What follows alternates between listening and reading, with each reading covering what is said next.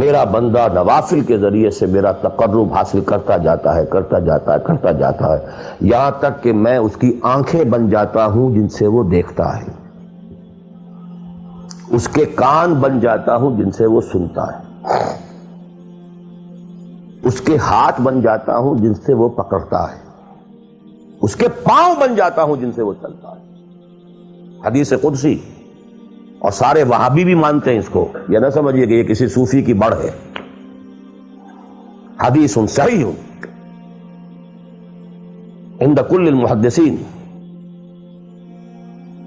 اللہ ہاتھ بن جاتا ہے آپ کا، اللہ پاؤں بنتا ہے آپ کا، اللہ آنکھ بنتا ہے آپ کی، اللہ کان بنتا ہے آپ کا۔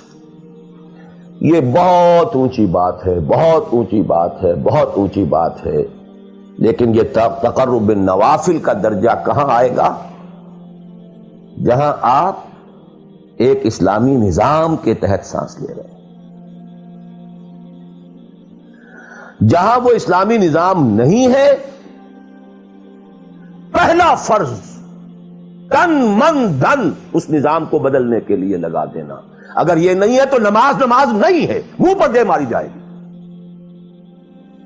میں جو کچھ کہہ رہا ہوں علی وجہ البصیرت کہہ رہا ہوں، میری پوری زندگی کے مطالعے کا نچوڑ ہے۔ نماز منہ پر دے ماری جائے گی، روزے منہ پر دے مارے جائیں گے۔ You reconcile yourself to that system جو میری بغاوت کے اوپر مبنی تھا۔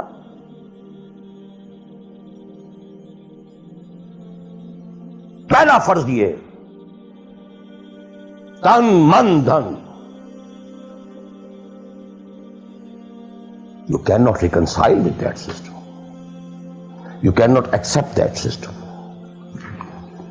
اس میں اپنے آپ کو اکوموڈیٹ کرنا، اس میں اچھے کیریئر تلاش کرنا، اس میں اچھی جائیداد بنانا، اس میں پیسہ جمع کرنا، اس میں اچھی سے اچھی بچوں کو ایجوکیشن تاکہ بہتر سے بہتر زندگی وہ بھی گزار سکیں، سب کا سب حرام، مطلقاً حرام۔ پہلا کام یہ ہے، اپنی جان، اپنا مال، اپنا تن، اپنا دھن سب اللہ کے دین کے لیے خرچ کرو۔ سبسسٹنس لیول کے اوپر صرف جان کو باقی رکھنے کے لیے جو ناگزیر ہے، that is allowed, nothing more. This is the point,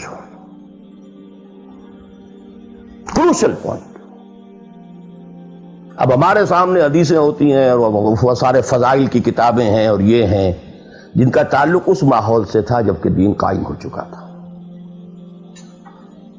us context میں باتیں ہو رہی ہیں، نفل کی بات ہو رہی ہے اور قیام اللیل کی بات ہو رہی ہے، اور جو ہے ختم قرآن کی بات ہو رہی ہے، اور اگر فجر کے بعد بیٹھے رہے مصلی پر اور 2 رکعت پڑھ کر اٹھے جبکہ سورج نکل چکا ہے تو اب یہ اتنا اونچا سوال، یہ ساری باتیں، all these things become absolutely irrelevant. The deciding factor is دین غالب ہے، ٹھیک ہے، چلو نوافل کی طرف، قرات کی طرف چلو، جتنا آگے سے آگے۔ یتقرب الی العبد بالنوافل، ورنہ تقرب بالفرائض پہلے فرض کرنے ہوں گے، اور فرضوں میں پہلا فرض جہاد ہے۔ Now please note this word. جہاد اصل میں اس جد و جہد کا جامع عنوان ہے، your struggle against that system۔ لہذا انما المؤمنون الذین آمنوا باللہ ورسولہ ثم لم يرتابوا وجاہدوا باموالہم وانفسہم فی سبیل اللہ۔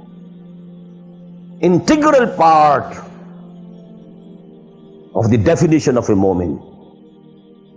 اگر زندگی اس سے خالی ہے یا اتنی ہے، بس جتنی ہو جائے نفل کے درجے میں، اصل وقت، اصل دھارا بہ رہا ہے دنیا کی طرف، دنیا کے حصول کے لیے، جتنا پھیل سکیں، جتنا پھل سکیں، جتنا پھول سکیں، جتنی جڑیں گہری جما سکیں، جتنا کچھ اولاد کے لیے چھوڑ کر مر سکیں، جتنا اولاد کو زیادہ سے زیادہ دنیا کی سہولتیں دینے حاصل کرنے کے قابل بنا کر جا سکیں، ساری تو توانائیاں اور ساری قوتیں اور ساری صلاحیتیں اور سارے اوقات تو کپے ہوئے اس میں۔ اچھا اب تھوڑا سا دین کا کام بھی، آخر دھوکہ تو اپنے آپ کو دینا ہی ہے نا.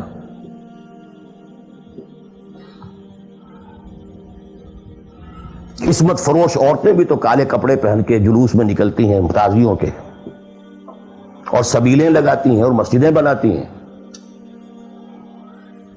They have to deceive themselves.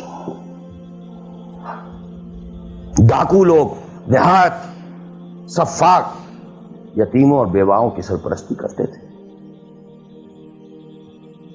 ہمارے معاشرے میں جو بستہ الف بستہ بے کے غنڈے ہوتے ہیں، ان کے ہاں بھی نیکی کا، پن کا، خیر کا کھاتا ہوتا ہے. اسی طرح کچھ مذہبی ایکٹیویٹی ہے. اصل شے یہ ہے کس ماحول میں رہ رہے ہیں. بہت خوش قسمت ہوتا میں اور آپ، پھر آپ اچھے سے اچھا پہنتے، کوئی اعتراض نہیں، اچھے سے اچھا کھاتے. قل من حرم زینۃ اللہ التی اخرج لعبادہ والطیبات من الرزق. خلافت راشدہ میں آپ رہ رہے ہیں، آپ حلال ذریعے سے کما رہے ہیں، آپ بہت اچھا کھائیے، بہت اچھا پہنیے، بلکہ اللہ چاہتا ہے کہ اس کی نعمت جو اس نے تمہیں دی ہے وہ تم پر ظاہر ہو. لیکن پلیز نوٹ دی کانٹیکسٹ. دین مغلوب ہو اور آپ اچھا پہننے اور اچھے کھانے کی فکر میں ہو. مجھے جملہ یاد آ رہا ہے حضرت ابو بکر کا رضی اللہ تعالی عنہ. تھوڑا سا مسئلہ ہوا تھا کہ لوگوں نے کہا کہ زکوٰۃ ہم دیں گے لیکن زکوٰۃ ریاست کو نہیں دیں گے، اپنے طور پر خرچ کریں گے. حضرت ابو بکر نے فیصلہ کیا ان کے خلاف جنگ کا. حضرت عمر جیسی شخصیت بھی مشورہ دے رہی ہے کہ دیکھیں نہیں، 2 فرنٹ پہلے ہم نے کھولے ہوئے ہیں. جیش اسامہ کو بھی آپ نے روکا نہیں، جائے حضور نے تیار کیا تھا. پھر جو مرتدی ہو گئے، کسی اور کو نبی مان لیا، ان کے خلاف تو جنگ کرنی ہی کرنی ہے. لیکن یہ تو صرف نماز بھی پڑھ رہے ہیں اور یہ زکوٰۃ کا بھی انکار نہیں کر رہے ہیں، صرف ہمیں نہیں دے رہے ہیں. تو ان کے ساتھ ذرا مصلحت کا تقاضا یہ ہے کہ کچھ نرمی کی جائے. ان کے بڑے پیارے الفاظ تھے، ایبدل الدین وانا حی. کیا دین میں تغیر کیا جائے گا جبکہ ابھی میں زندہ ہوں؟ خدا کی قسم اگر یہ حضور کے زمانے میں زکوٰۃ کے اونٹوں کے ساتھ ان کے باندھنے والی رسی بھی دیتے تھے، اور اب اگر یہ کہیں گے کہ اونٹ لے جاؤ رسی نہیں دیں گے، تب بھی میں قتال کروں گا، اور خدا کی قسم کوئی میرا ساتھ نہیں دے گا تو میں اکیلا جاؤں گا. اور اے عمر تمہیں کیا ہو گیا؟ تم جاہلیت میں تو بڑے سخت تھے، اسلام میں آ کر تم نرم ہو گئے ہو. یہ ڈانٹ ابو بکر پلا رہے ہیں عمر کو رضی اللہ تعالی عنہ. تو اچھی طرح جان لیجئے، اب میں نہیں کہہ سکتا کہ میں کس طریقے سے اس کو بیان کروں، کیسے ٹھوک ٹھوک کر آپ کے ذہنوں میں اتار دوں. یہ ہے اصل شے. دین کا سارا سٹرکچر ہی بالکل ریورس ہو جاتا. The whole value structure absolutely changes. Then غالب ہے تو وہ ساری باتیں ہیں جو ہم نے خوب یاد کی ہوئی ہیں. آج حقوق والدین بھی تو ہے نا، آخر بچوں کے حقوق بھی تو ہے نا. یہ حقوق والدین جو ہیں ان مہاجرین کو یاد نہیں آئے جو اپنے ماں باپ کو چھوڑ کر مدینے پہنچ گئے تھے. یہ اولاد کے حقوق انہیں یاد نہیں آئے، بیویوں کے حقوق یاد نہیں آئے. وہ تو فینیٹکس تھے نا، پاگل تھے نا. مدینے کے منافقین نے انہیں سفہاء کہا تھا، بے وقوف لوگ ہیں یہ. انؤمن کما آمن السفہاء. These fools, these fanatics. یہ ساری حدیثیں آپ کو یاد ہیں.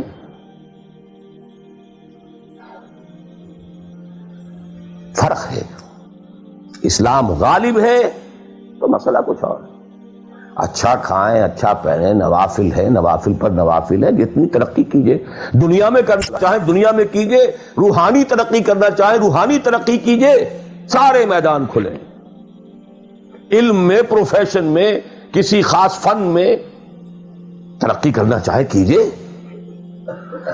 دین غالب نہیں ہے اور آپ خود 50%، 60%، 70%، 90% کافر ہیں، اس لیے کہ اس ماحول کا جز ہیں جس میں کفر کا نظام ہے.